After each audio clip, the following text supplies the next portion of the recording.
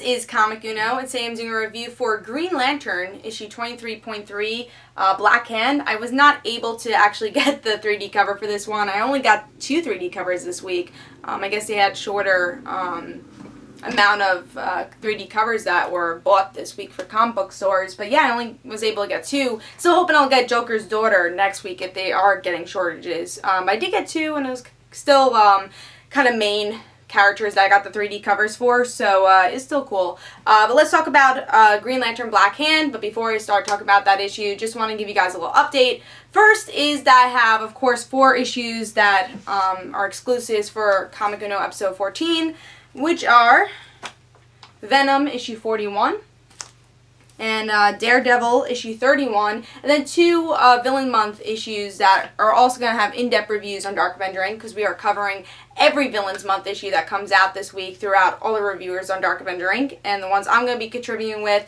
and also going to be on Comic Uno episode 14, are The Rogues, The Flash issue 23.3, yeah, 23.3, and Batman Detective Comics issue 23.3, Scarecrow. So if you want to go check out those reviews, go to Dark Avenger Inc. and check out Comic Uno episode 14, which will be annotated. But let's talk about Green Lantern Black Hand issue 23.3.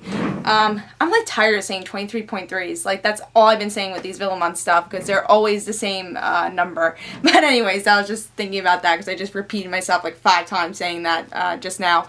Cover is cool, kind of generic. I think in 3D it would have been a little bit cooler, but it's okay. Art is actually a lot better on the cover than it is in the story.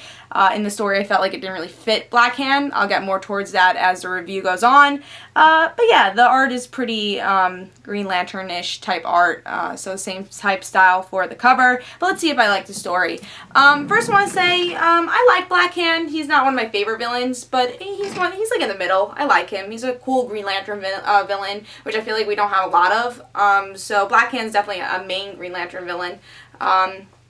So in this issue we get to see Black Hand. I honestly don't remember what happened to him in the last story arc. You know, he had a big story arc in New 52 for Green Lantern, but I don't actually remember what happened to him in the end. But I guess he gets his memory in this issue, and he goes to where he started. And he starts killing people. He doesn't actually know exactly where he is. I guess he's a little fuzzy. He doesn't know why he's there, and he's just kind of learning more about killing people again and using his power pretty much and making zombies throughout this town.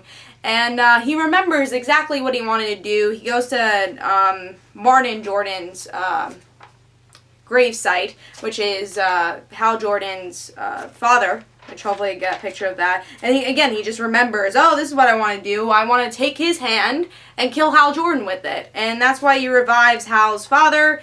That way he could kill Hal with his father's hand, because Hal took his hand away.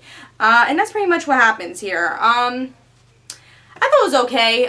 Really having half the issue of making him forget exactly why he was there was kind of annoying, because I felt like, why am I reading this if half this issue he's just kind of organizing himself exactly what he wanted to do, and then the last 2 pages, the only thing that's really interesting with this issue is like, oh cool, we're using Hal's father, he's getting his hand, that's kind of cool.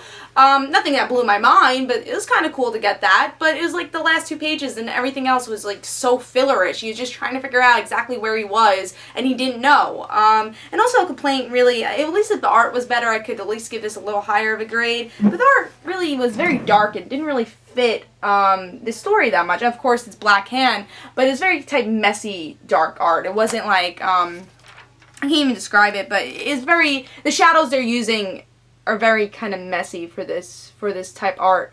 The only thing I really enjoyed with this, probably one of my favorite lines from this week, was when one of the cops are obviously trying to destroy these zombies, and like, this is the reason we actually use zombie, let me get the exact quote, here it is. Holy, alright boys, you thought it was a joke when we spent the week training up for our zombie attack. Nobody's laughing now, you know what to do. So they spent a week doing zombie training, which I thought was cool, you know, especially having kind of the mainstream media now that everyone loves zombies because of like Walking Dead and everything. So I thought that was cool that they actually had training for this, and makes sense in the DC universe. So I thought that was very cool, and having more of a zombie aspect here was kind of cool for this because it is zombies. With the Black Hand's power. So, yeah, other than that, though, I didn't really enjoy this issue that much. It wasn't bad. It wasn't a bad issue. I like kind of the narration here. But again, I felt like I wasted my time a little, too. But the ending kind of made up for it, so I am going to give it 3 stars. It wasn't a horrible issue. It wasn't a bad issue, but I thought this was definitely one of the weaker issues that came out for Villains Month this week. So I am going to give it 3 stars. I'm leaning more towards don't pick it up because, again, a lot of it is just filler gaps. The art's not that great. So I'm going to give this 3 stars. Hope you guys enjoyed. Again, leaning more towards don't pick it up. But I hope you guys enjoyed. Hey, guys, don't forget to follow me on Twitter for Comic Uno and the Rent Situations. And don't forget to like me on Facebook. So I hope you guys enjoyed, and I'll see you guys later. Bye.